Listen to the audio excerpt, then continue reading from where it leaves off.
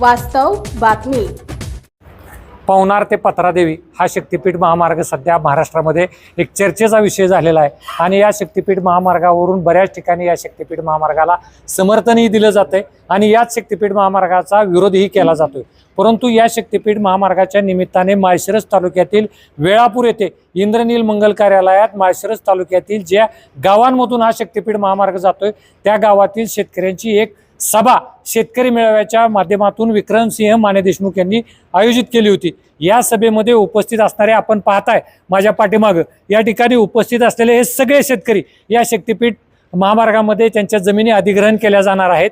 त्याचबरोबर काही शेतकरी असे देखील आहेत की ज्या शेतकऱ्यांना या शक्तिपीठ महामार्गाचं महत्त्व समजलेलं आहे आणि या महत्त्वाच्या माध्यमातून आपल्याच शेतकरी बांधवांना मदत करण्यासाठी व त्या शक्तिपीठ महामार्गाला पाठिंबा देण्यासाठी देखील काही समाजातील कायदेतज्ञ असतील, ज्येष्ठ विधितज्ञ असतील, वेगवेगळ्या संघटनाचे पदाधिकारी असतील, सामाजिक कार्यकर्ते असतील, ते देखील या शक्तिपीठ महामार्गाच्या समर्थन मेळाव्यानिमित्त आयोजित केलेल्या शेतकरी मेळाव्यात उपस्थित राहिले होते. आज आपण वेळापूरमध्ये त्यांच्याशी बातचीत करणार आहोत. सर्वप्रथम या शक्तिपीठ मेळाव्याला ज्यांनी मार्गदर्शन केलं आणि कायद्याचे विविध पैलू समजून सांगितले असे ॲडव्होकेट MM मगर साहेब देखील या शक्तिपीठ महामार्गाच्या समर्थनार्थ वेळापूर या ठिकाणी आले होते. आपण त्यांच्याशी चर्चा करणार आहोत. वकील साहेब, या शक्तिपीठ महामार्गाच्या मेळाव्याच्या निमित्तानं आपण उपस्थित राहिला. हा शक्तिपीठ महामार्ग शेतकऱ्यांच्या हिताचा आहे का बाधित आहे का धोक्याचा आहे का नुकसानीचा आहे, याबाबत काय सांगा? 100% शेतकऱ्याच्या हिताचा शक्तिपीठ महामार्ग आहे. शेतकऱ्याचं हित त्यातच आहे की शक्तिपीठ महामार्ग झाल्यानंतर शेतकऱ्यांचाच नाही तर संपूर्ण तालुक्याचा किंवा संपूर्ण महाराष्ट्राचा त्यातून विकास होणार आहे.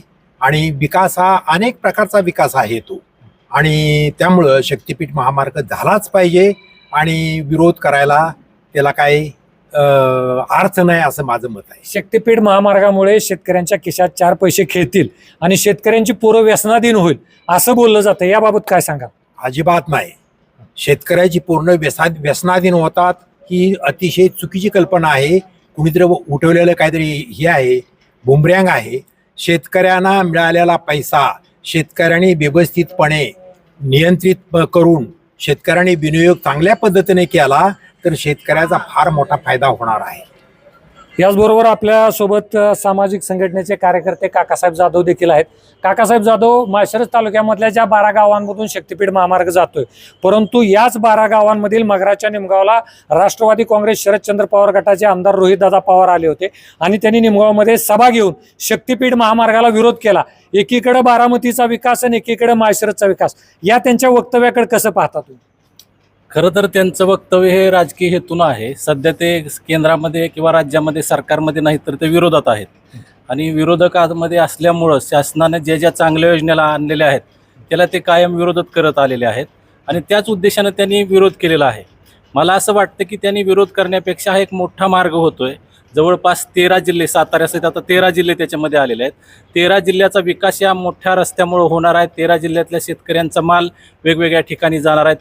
13 जिल्ह्यातल्या मुळात प्रश्न असा आहे की एकीकडे बारामतीच्या विकासाला आपण बोलला मगाशी आणि एकीकडे माळशिरसचा विकास, याबाबत काय सांगाल? आणि विरोध आमदार रोहित पवारांचा आपण बघतोच की बारामतीच्या बाबतीमध्ये ते महाराष्ट्रभर बोलत असतात की बारामतीचा प्रचंड विकास झाला. प्रत्येक निवडणुकीमध्ये तो मुद्दा असतो की बारामतीसारखा विकास राज्यामध्ये कोणत्या शहराचा झाला नाही. म्हणजे बारामतीमध्ये विमानतळ आहे, बारामतीमध्ये रेल्वे स्टेशन आहे, बारामतीमध्ये MIDC आहे आणि आमच्या माळशिरस तालुक्यामध्ये रेल्वे स्टेशन नाही, MIDC नाही, विमानतळ नाही. म्हणजे प्रचंड मागास आहे आमचा माळशिरस तालुका आणि विकासाचा पहिला एक मोठा टप्पा, मोठा मार्ग मुख्यमंत्री देवेंद्र फडणवीस साहेबांच्या माध्यमातून या ठिकाणून जातोय तर त्याला ते विरोध करतायत. त्यांना मला आवाहन करायचं आहे, विकासाची गंगा जे तुमचे पक्ष आहे, पार्टी आहे, ते गेली 70 वर्ष आमच्या तालुक्यामध्ये आणू शकले नाहीत.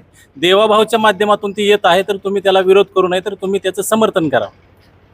ज्यांनी आजचा हा समर्थन मेळावा आयोजित केला होता ते विक्रमभाऊ माने देशमुख देखील आपल्या पुढे आहेत. विक्रमभाऊ, परवा 17 मेला अकलूज या ठिकाणी एक बैठक आयोजित केली होती. त्या बैठकीमध्ये एका शेतकऱ्यानं असं स्टेटमेंट दिलं की देवाभाऊ पुढं कुणाचंच चालत नाही, याबाबत तुम्ही काय सांगाल? ते जे बोलले ते एकदम खरं बोलले आणि ते नकळत त्यांच्याकडून ते निघून गेलं.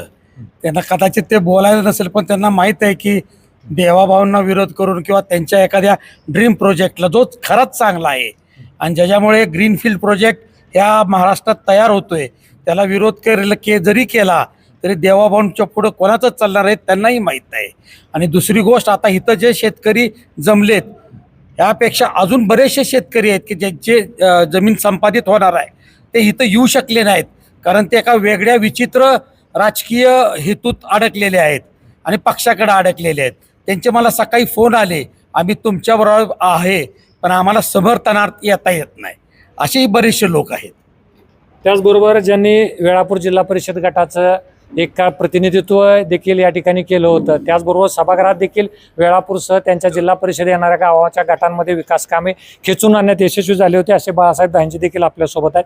या ठिकाणी जो शेतकरी मेळावा झाला बाळासाहेब, त्या ठिकाणी शेतकऱ्यांनी भावना व्यक्त केल्या की आम्ही देखील राज्याचे मुख्यमंत्री देवेंद्र फडणवीस यांना भेटणार आहोत आणि आमची भूमिका त्या ठिकाणी मांडणार आहोत. अलीकडच्या काळात आपण भाजपबरोबर काम करत आहात, तर या शेतकऱ्यांना आपण समर्थन देऊन आदरणीय मुख्यमंत्री फडणवीस साहेबांची भेट घालून यावर मार्ग काढणार आहात का? 100% या ठिकाणी ज्या शेतकऱ्यांच्या ज्या शंका आहेत की आमची बाधित झालेल्या जमिनीला किती मोबदला मिळणार आहे, काय होणार आहे, त्या पद्धतीनं या ठिकाणी पहिल्यांदा आम्ही आदरणीय या तालुक्याचे माजी आमदार रामभाऊ सातपुते असतील त्यांच्याशी विचारविनिमय करून आदरणीय या जिल्ह्याचे पालकमंत्री आदरणीय जयाभाऊ गोरे यांच्याशी संपर्क साधून आम्ही लवकरात लवकर शेतकऱ्यांच्या मनातली जी शंका आहेत, शेतकऱ्यांच्या जी मनात काही विरोधकांनी आता जी दहशत निर्माण केली किंवा भीती निर्माण केली, ती भीती दूर करण्यासाठी आदरणीय पालकमंत्र्यांच्या उपस्थितीमध्ये कलेक्टर असतील किंवा संबंधित या अधिकारी असतील, या अधिकाऱ्यांना घेऊन शेतकऱ्यांचे जे प्रश्न किंवा शेतकऱ्यांच्या ज्या अडचणी आहेत त्या शेतकऱ्यांच्या अडचणी कलेक्टर आणि आदरणीय जिल्ह्याचे पालकमंत्री जयाभाऊ गोरे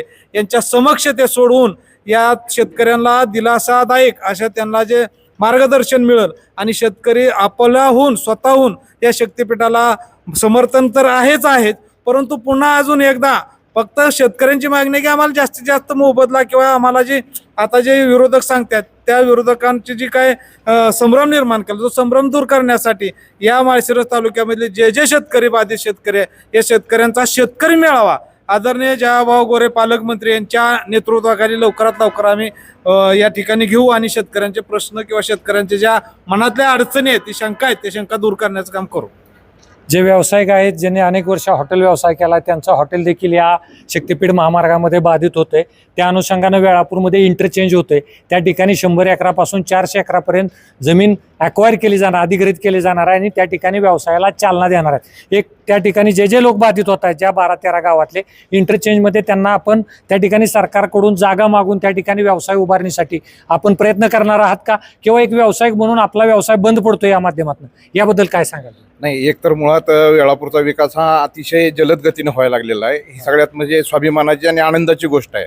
भाजप सरकार आल्यापासून, देवाभाऊंचं सरकार आल्यापासून तुमचं हॉटेल विकास होतोय पण तुमचा व्यवसाय आज उद्ध्वस्त होतोय, याबाबत तुम्हाला वेदना होत नाहीत का? वेदना तर होतेच, पण आम्ही काय करणार आहे, आम्ही एक शेतकरी कमिटी नेमणार आहे की आमच्या ह्या समर्थनार्थ आमची कमिटी नेमणार आहे आणि कमिटीमध्ये आम्ही सरकारला सांगणार आहे की आमचे व्यवसाय जरी बंद पडले तर आम्हाला त्या ठिकाणी कुठेतरी जागा आम्हाला उपलब्ध करून द्या. इंटरचेंजमध्ये ज्या ठिकाणी जे 200-300 एकराचं अधिग्रहण केलंय त्या ठिकाणी प्राधान्यक्रमानं तुम्हाला त्या ठिकाणी जागा द्यावी अशी मागणी असेल. तशी मागणी आमची राहणार आहे. पण शक्तिपीठ महामार्गाला समर्थन आहे? 100% आमचं शक्तिपीठ महामार्गाला समर्थन आहे. वेळापूरच्या राजकारणात देखील माने देशमुख कुटुंब सातत्यानं एक सक्रिय असतं. आपण सर्वात शेवटी त्यांच्याशी चर्चा करणार आहोत. अमरभाऊ, आपल्याही भागातल्या वेळापूर शहरीतल्या जमिनी या शक्तिपीठ महामार्गामध्ये जात आहेत. माने देशमुख परिवाराचे असतील किंवा इतर समाजाच्या लोकांचे देखील असतील. हा शक्तिपीठ महामार्ग मनापासून व्हावा की वरकरणी आपला पाठिंबा आहे शक्तिपीठाला?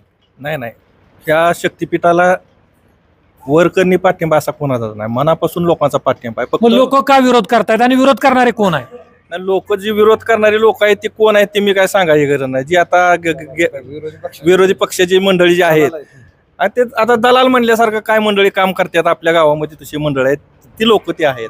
परंतु जो खरा शेतकरी आहे, जो बाधित शेतकरी आहे, त्याला निश्चितप्रमाणे आपली जमीन जाते, त्याबद्दल कसलंही दुःख नाही. परंतु ज्या काही समृद्धी महामार्गामध्ये ज्या काही त्रुटी होत्या त्या त्रुटी या मार्गामध्ये होऊ नयेत. म्हणजे जसा रस्ता साईडचा रस्ता असावा किंवा ज्या रानातून ह्या रानामधून त्या रानामध्ये जाण्यासाठी ज्या सुविधा असाव्या आणि पूर्वीचे जे काय कॅनॉलचे रस्ते असतील, जी कॅनॉल जाणार असेल त्याच्या ज्या काही अडचणी असतील त्या ह्या सरकारने सोडवाव्यात. त्या अडचणी इथं होऊ नयेत अशी प्रामाणिक शेतकऱ्यांची मागणी आहे. आणि त्याला मिळणारा जी मोबदला आहे तो आता आपण बघतोय की पुरंदर येथे मोठं एक विमानतळ होणार आहे. त्या शेतकऱ्यांची त्या पद्धतीने सुद्धा शेतकऱ्यांची अपेक्षा आहे की आपल्याला सुद्धा त्या पद्धतीने आपल्या जमिनीला मोबदला मिळावा. तुमचा पाठिंबा आहे 100% समर्थन. 100% आपला ह्याला समर्थन आहे.